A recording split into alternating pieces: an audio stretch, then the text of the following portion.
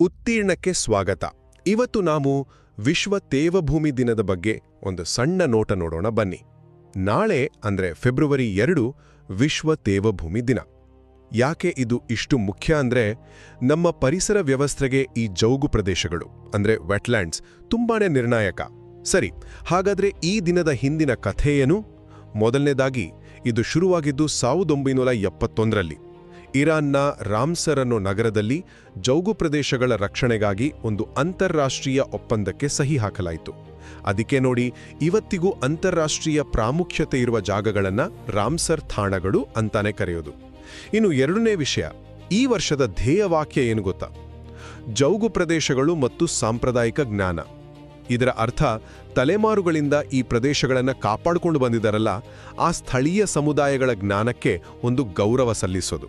ಕೊನೆಯದಾಗಿ ಈ ಜಾಗತಿಕ ಪ್ರಯತ್ನದಲ್ಲಿ ಭಾರತ ಎಲ್ಲಿದೆ ಅಂತ ಕೇಳಿದ್ರೆ, ನಮ್ಮ ದೇಶದಲ್ಲಿ ಒಟ್ಟು 98 ರಾಮ್ಸರ್ ತಾಣಗಳಿವೆ.